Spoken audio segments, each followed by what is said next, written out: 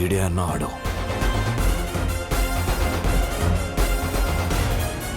ఈడి కోసం మనం ఊరంతా ఎతుకుతుంటే ఈడేంట్రా మొత్తం వంశాన్ని వేసుకుని ఇట్టా ఊడిపడ్డాడు.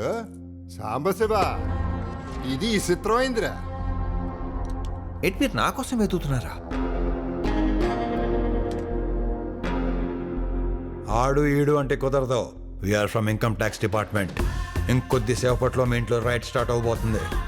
పైగా మేము అక్కడి నుంచి వచ్చే ముందే ఢిల్లీ ఆయాకర్ భవన్లో మా పేర్లు అడ్రస్లు రిజిస్టర్ అయ్యాయి. మా ఒంటి మీద ఈగ వాలినా మీ జీవితాలు గల్లంతవుతాయి. ఆఫీసర్స్, రైడ్ స్టార్ట్ చేసే ముందు రూల్స్ ఒకసారి చెప్పండి. రైడ్ జరిగినంతసేపు ఇంట్లో నుంచి ఎవరు బయటికి వెళ్ళకూడదు. బయట వాళ్ళు ఎవరు లోపలికి రాకూడదు. ప్రతిరోజు ఉదయం 6 గంటల నుంచి సాయంత్రం 6 గంటల వరకు మాత్రమే తనిఖీలు ఉంటాయి. ఆ తర్వాత మిమ్మల్ని ఎవరు డిస్టర్బ్ చేయరు. ఇంట్లో ఉన్న ఆడవాళ్లను లేడీ స్టాఫ్ క్వశ్చన్ చేస్తారు. మీ ఫోన్స్ అన్ని కట్ చేస్తాం. అవసరం ఉన్నప్పుడు మాత్రమే వాడుకుంటాం. సుజాత గారు అండ్ టీమ్, మీరు లోపలికి వెళ్ళి లేడీస్ తో మాట్లాడండి. వాళ్ళ కంఫర్టబుల్ గా ఫీల్ అయిన తర్వాత చెప్తే మేము ఎంటర్ అవుతాం. సుభాష్ అండ్ టీమ్, చుట్టుపక్కల ఉన్న తలుపులని మూసేయండి. లోపల ఎవరు రావడానికి వీల్లేదు. Okay right. ఎన్న అట్టా చూస్తున్నావు? నిజంగానే లోపలికి వచ్చి రైడ్ చేస్తారా? ఆఫీసరు, చేసిన డ్రామాలు చాలు. 3 సార్లు ఎంపీ, 2 సార్లు ఎమ్మెల్యే, 1 సారి మినిస్టర్ పదవి. ఇది నా చరిత్ర, నా ట్రాక్ రికార్డ్. ఎవరితో పెట్టుకుంటున్నావో ఒక్కసారి 5 ఏళ్ల సర్వీస్, 72కు పైగా రైడ్లు, 300 కోట్లకు పైగా బ్లాక్ మనీ సీజ్. అంటే నీలాంటి 72 చరిత్రలకు ఫుల్ స్టాప్ పెట్టిన చరిత్ర నాది. నీ ట్రాక్ రికార్డులో నాలాంటి ఆఫీసర్ మొదటిసారి తగిలాడేమో. నా రికార్డ్స్లో నీలాంటి పొలిటీషియన్స్ ని ఇంతమందిని చూశాను. ఈ రైడ్ నీకు కొత్తేమో, నాకు కొత్త కాదు. సార్, ఇంట్లో ఆడవాళ్ళు comfortable. We can proceed. Come on, let's start the search.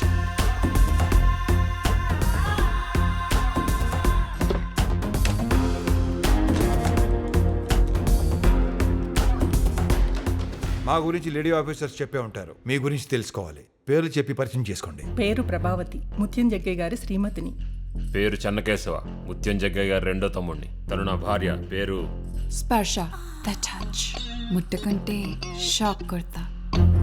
ఆయన మా 2వ అన్న. పేరు బాగా పరిచయం. ఎలా ఉన్నారు సార్? శ్రీలత, ముత్యం సాంబశివ గారి శ్రీమతిని. ఆవిడ మా అక్క. ఫ్యామిలీ మెంబర్స్ మొత్తం ఇంతేనా? ఇంకెవరైనా ఉన్నారా? ఉన్నారు, వస్తున్నారు. మీరెవరు?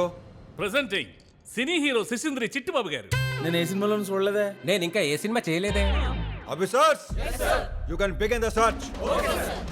ఊరికే టైం బొక్క. ఏం దొరుకుద్ది హబ్బ ఉందా? బాబు గారి ఇంట్లో సోదా చేయటం అంటే దేవుడి హుండీలో చెయ్యట్లంటే. అయ్యే బాబోయ్,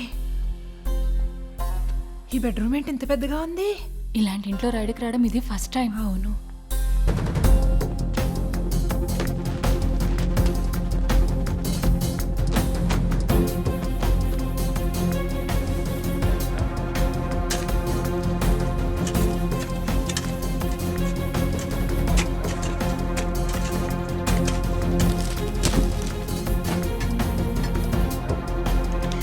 ముత్యం జగ్గయ్య అంటే కడిగిన ముత్యం లాంటి వాడు సార్. మీరు అనవసరంగా అనుమానించి అవమానిస్తున్నారు. వయసులో ఉన్నారు, బోల్డ్ భవిష్యత్తు ఉంది. ఎందుకంటే పెద్ద పెద్ద వాళ్ళతో పెట్టుకుంటారు.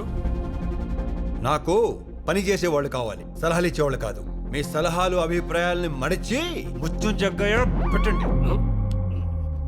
రాజా, మహారాజా, ఇక్కడేం దొరకదు రాజా. మర్యాదగా వెళ్ళిపో రాజా. సార్, అంతా వెతికాం సార్. ఇక్కడ ఏం కనిపించట్లేదు. మొత్తం వెతికాను సార్, ఏమీ దొరకలేదు. ఇక్కడ కూడా ఏం దొరకలేదు సార్. బాడీ బాగా హీట్ ఎక్కినట్టున్నది. ఏం దొరకదు రాజా. మజ్జిగ దాగి వెళ్ళిపో.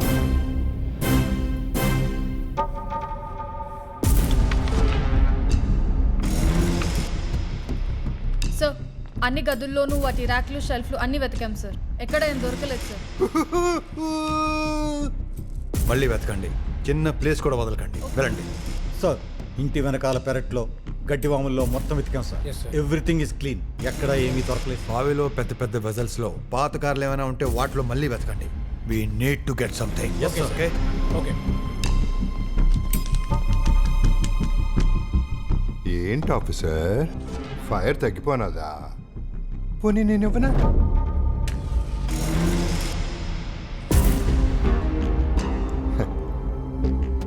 థ్యాంక్స్. ఎవరేమిచ్చినా 100 రెట్లు తిరిగి ఇచ్చేయటం నాకు అలవాటు. గవర్నమెంట్ వేలలో జీతం ఇస్తేనే నేను కోట్లలో బ్లాక్ మనీ అప్పచెప్తున్నాను. మీరు నిప్పిస్తే చాలు,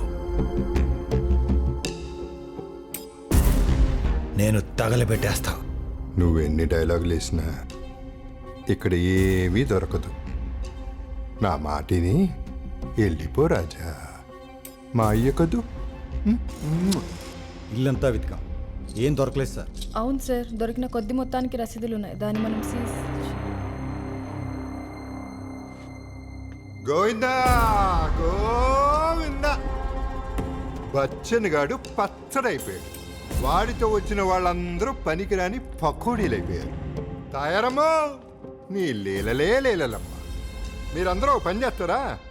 మీ డిపార్ట్మెంట్ అందరూ ఒక లైన్లో నిలబడి నా సంక నాకండి. జాతరలో తప్పిపోయిన మేక పిల్లలాగా పిచ్చి చూపులు చూడటం తప్ప నువ్వు పీకేదేమీలే. తప్పిపోయిన మేక పిల్లని ఒగ్గేస్తారు, తప్పు చేసిన మేక పిల్లని బలిస్తారు. దానికి ఇంకా టైం ఉందిలే. ఢిల్లీలో దాని ఏంది ఏదో అంటారు. మీ అయ్యగారు భవనం. ఆయకర్ భవన్ అన్న. ఏరా ఇదేందే? దానికి ఫోన్ చేసి, అయ్యా రాంగ్ అడ్రస్కి వచ్చాం, తప్పు అయిపోయింది, ముచ్చం జగ్గయ్య గారి కాళ్ళ మీద పడి క్షమాపణ అడిగి తిరిగి వచ్చేస్తాం అని చెప్పు. జై ఫోన్ చేయి.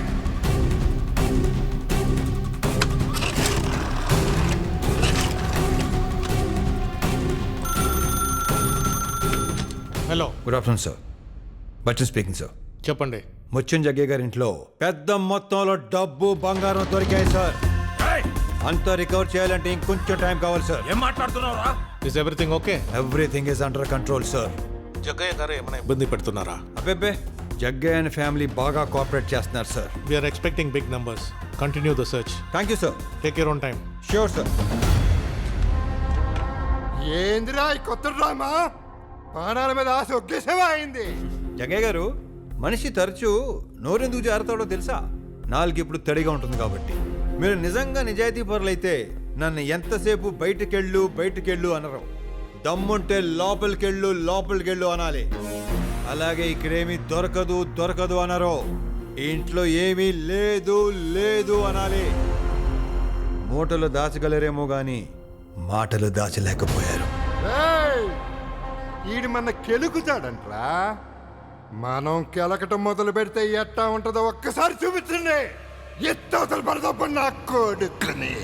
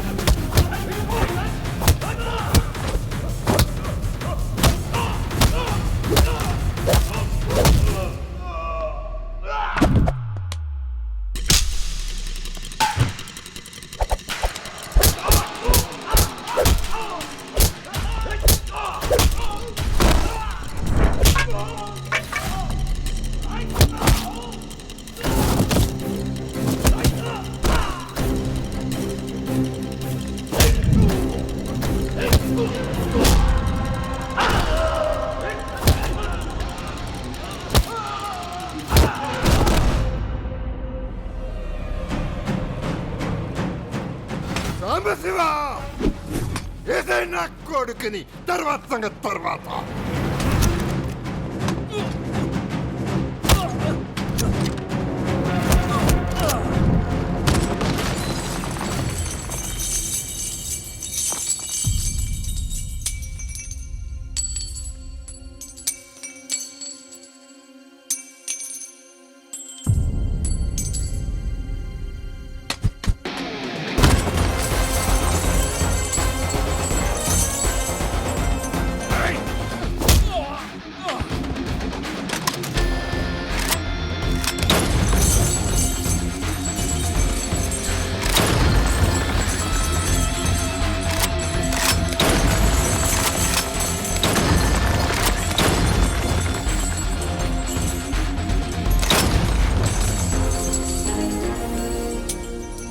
సాంబశివ నీ అన్న చెప్పినట్టు ఇది చాలా విచిత్రమైంది.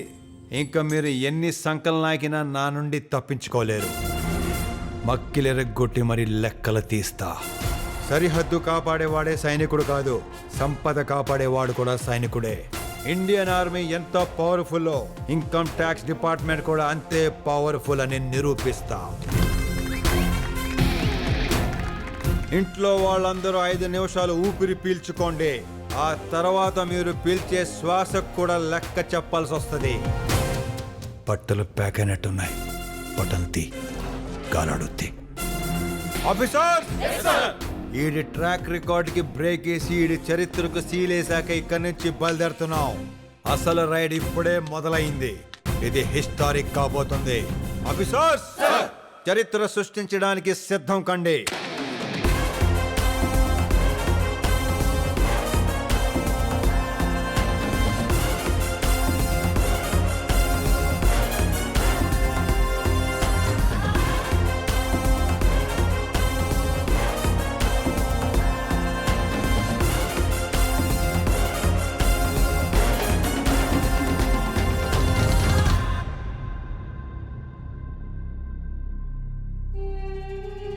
చెప్పండి జగ్గయ్య గారు, ఎందుకు పిలిచారు? 5 లక్షలు ఇస్తాను, ఈ రైడ్ ఆపేసి వెళ్ళిపో. 5 కోట్లు ఇచ్చిన ఆపనం. తిక్కనాయాలా, 5 లక్షలు ఎన్ని సున్నాలంటే తెలుసా నీకు? సున్నాలు పెంచి లంచంతో నన్ను వంచలేరు. రేపు నువ్వు రిటైర్ అయినాక నీకు పెన్షన్ కోసం కూడా లంచం ఇవ్వాల్సి వస్తుంది. సున్నాల్లోనే సుఖం ఉంది. నీ నిజాయితీ నీకేమీ ఇవ్వదురా. ఎన్ని సున్నాలున్నా ఎంత డబ్బున్నా బంగారు పళ్ళను తినగలరు కానీ బంగారు పళ్ళాన్ని తినలేరు. స్వార్థపరుడికి మంచి భోజనం ఉండొచ్చు, నిజాయితీపరుడికి మంచి నిద్ర ఉంటుంది. నేను తెగిస్తే ఎట్లా ఉంటుందో తెలుసా? తెగించండి జగ్గయ్య గారు, ఒకసారి చూడాలనుంది, ప్లీజ్. ఇదిగో ఆఫీసర్లో సంధికి మీ రాజు ఒప్పుకోలేదు, అందుకే సైన్యానికి చెప్తున్నాను. ఆ లోపల దొరికిన బంగారం అంతా మీరు పంచుకోండి. రైడ్ ఆపేసి మీరు ఇంటికి వెళ్ళిపోండి. వెళ్ళండి, బతకండి.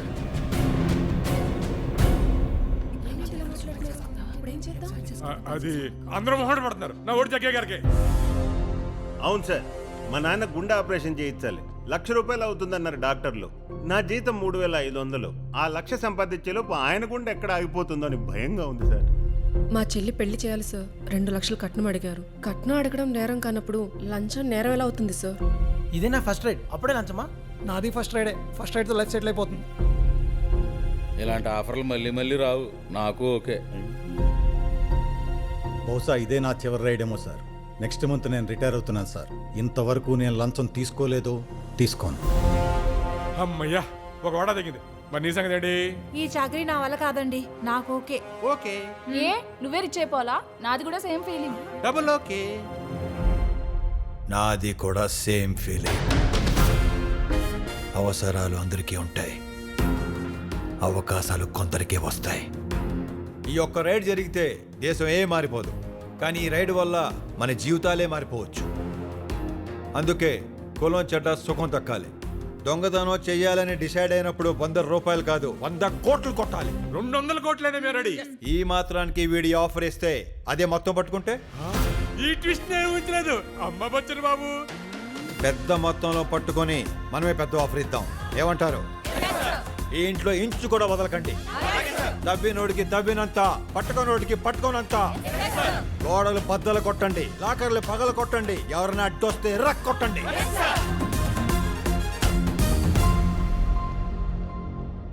ఆఫీసర్లందరితో మాట్లాడాను, మీరేం టెన్షన్ పడకండి, భయపడకండి. మమ్మల్ని డబ్బుతో మీరు కొనలేరు మిస్టర్ జగ్గయ్య. ఈ రైడ్ యాజ్ ఇట్ ఈస్ గా జరుగుతుంది. నేను వేసుకున్నది ప్యాంటు షర్టు కాదు, నీతి నిజాయితీ. వాట్ ఈస్ దిస్ నాన్సెన్స్ నాన్నగారు? ఇలా అయితే ఎలా బాబు గారు? Officers, attack!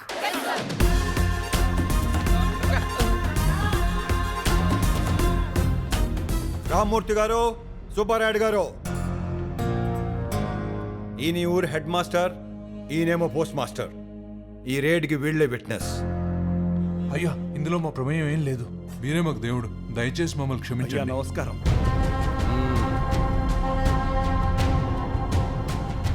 లేవండి.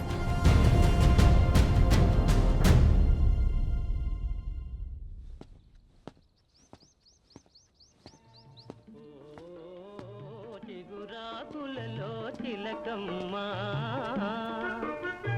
చిన్న మాట వినరావమ్మా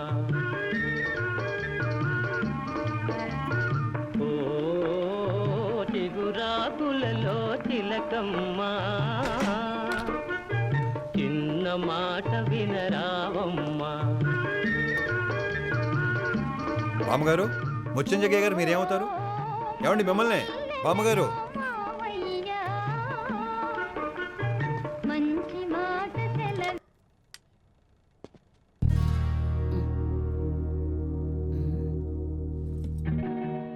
ఏ మ్యాన్, ఎవరు నువ్వు?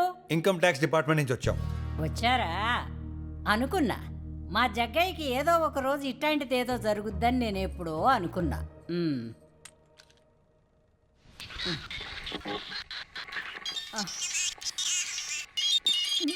పాడు చేసావుగా, మొత్తం నాశనం చేసావుగా. నువ్వు అసలు నా గదిలోకి ఎందుకు వచ్చా? శుభ్రంగా పాటలు వింటా, గోడవతల నా శేఖర్ జ్ఞాపకాలతో బతుకుతుంటే ఇదేమైట పాడైపోయి సచ్చింది. ఆ గోడేమో అమాంతం పెరిగిపోయి సచ్చింది. శేఖర్ మీ ఆయన? నో, నా ప్రియుడు అచ్చ నాగేశ్వరరావులా ఉండేవాడు. ఆ రోజుల్లో అమాంతంగా గోడ పెరిగిందన్నారు. ఏ గోడండి? పాట పాడు చేసింది కాక ప్రశ్నలు ఒకట నేను చెప్పనా? చెప్పండి బామ్మగారు ప్లీజ్. నా పాట నేను వింటేనే చెప్తా. అది కాదండి. ఏది కాదు? ఆయనతో అనుభవాలు ఎలాగూ లేవు, కనీసం జ్ఞాపకాలతో కూడా బతకనివ్వరా? నేనిప్పుడు పాట విని తీరాలి అంతే.